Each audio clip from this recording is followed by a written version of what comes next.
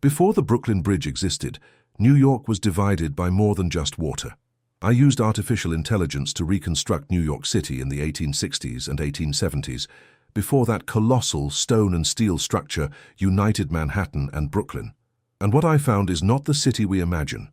It's not an ambitious horizon, it's not an unstoppable metropolis, but a city stopped at the brink of possibility. We are now on the banks of the East River in Manhattan. The year is 1868. There is no bridge over us, no cables stretching to the sky, just wind, salt, coal smoke and boats. Boats everywhere. Look at the river. It's alive. Steam barges cut through the dark waters. Tugboats roar through the fog. Barges laden with timber and coal drift aimlessly. The Fulton Ferry glides along, its piece wheels pounding the surface in a steady rhythm. This is the artery that keeps two cities pulsing. Yes, two cities. Brooklyn is not yet part of New York. It's a city of its own, independent, growing, proud, and separated by a restless river that decides every day who crosses and who waits. Imagine yourself in a queue here before dawn. Stevedores, clerks, seamstresses, merchants. Horses banging their hooves against the wooden planks. The air smells of wet rope and burning coal. If the fog rolls in, you wait. If ice rolls down the river in winter, you wait. If the ferries are literate, you wait. The river is in charge. And yet, all around us, something audacious is being imagined. In this reconstruction, I shift the perspective upwards. Surveyors are positioned along the bank, taking measurements. Many consider this impossible. Some call it madness. But one man refuses to let the idea die. John Augustus Rublin, an engineer who believes that stone and steel can conquer uncertainty itself. Now let me take you to where that dream begins. We walk toward the construction site on the Brooklyn side. The ground trembles with the sound of the machines. Workers descend in enormous wooden crates, coffins lowered beneath the riverbed. Compressed air fills the chambers. The mud is removed manually. It's dark down there, hot, dangerous. The men emerge dazed, some faint. They still don't understand the strange illness caused by the pressure at the depths of the water, but they continue, because what they're building isn't just a bridge, it's a promise. Stay here with me. Observe this horizon. Low and irregular, with church towers and ship masts dominating the horizon line. No towering steel structures, no silhouettes suspended across the sky, just potential. And behind this potential, tension. Because if this bridge collapses, the two cities will remain divided. But if it succeeds, everything changes. Now let me show you how this city really worked. Without a bridge. Stand here by the beach with me. Observe the choreography of survival. Every morning before dawn, thousands gather at the ferry docks. Men in heavy woolen coats carry mess tins. Women carry baskets of goods destined for markets on the other side of the river. Horses pull carts loaded with barrels, boxes, and sacks of flour. The wooden docks creak under the weight of anticipation. This is the daily commute. The ferry crossing in Fulton is the most famous, but it's far from smooth. When the fog rolls in, everything slows down. When winter pushes ice floes into the channel, ferries have difficulty crossing it. When storms approach, crossings stop completely. Imagine what that means for trade. Brooklyn is growing rapidly. Factories, shipyards, warehouses, but it depends on Manhattan's financial center. Manhattan, in turn, depends on Brooklyn's workforce and production. However, a river runs between them, dictating the rhythm of trade. I'm bringing forward the reconstruction by a few years. Construction has begun. Enormous granite boulders reach the seashore. Wooden structures rise like skeletal fortresses. Crowds gather simply to watch. They had never seen anything like it. The coffins, enormous wooden chambers, are lowered to the riverbed. The workers enter through narrow shafts, descending into the pressurized darkness beneath the water. The air is thick. Lights flicker. Mud is excavated by hand to create space for foundations that can never collapse. Above ground, the towers begin to rise. Look at them. They are not made of steel, they are made of stone. Monumental Gothic arches that rise towards the sky, taller than any nearby structure. The church towers suddenly seem small. The masts of ships no longer dominate the landscape. People stop in the street just to look. But progress comes at a price. Men emerge from their coffins with strange joint pains. Some faint. The illness, what we now know as decompression sickness, spreads confusion and fear. Even Washington Rublin, who took over after his father's death, falls seriously ill. And yet the work continues, because something extraordinary is happening here. For the first time, New Yorkers are witnessing their limitations being overcome in real time, stone by stone, cable by cable. The river still flows between the cities, but now, above it, a new idea is taking shape, and you can feel it in the air. Now step away with me from the noise of the construction. Let's walk through the neighborhoods that depend on this river every day. It's early morning in Brooklyn.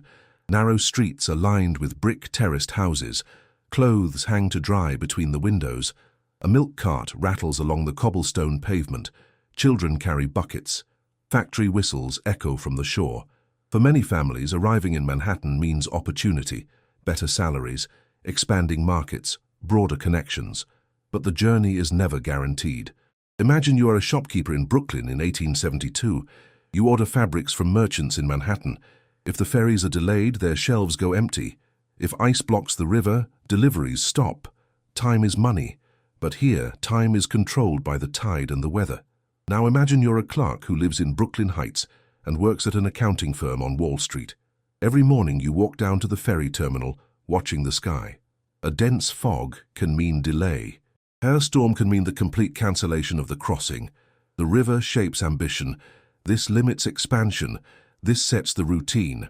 Even socially, separation matters. Brooklyn has its own identity. Quieter, more residential, often described as refined. Manhattan pulsates with more intensity. It's denser, more commercial. Two distinct rhythms separated by water only a few thousand meters wide. Now, look up again. The towers are nearly complete. Cables are beginning to stretch across the sky.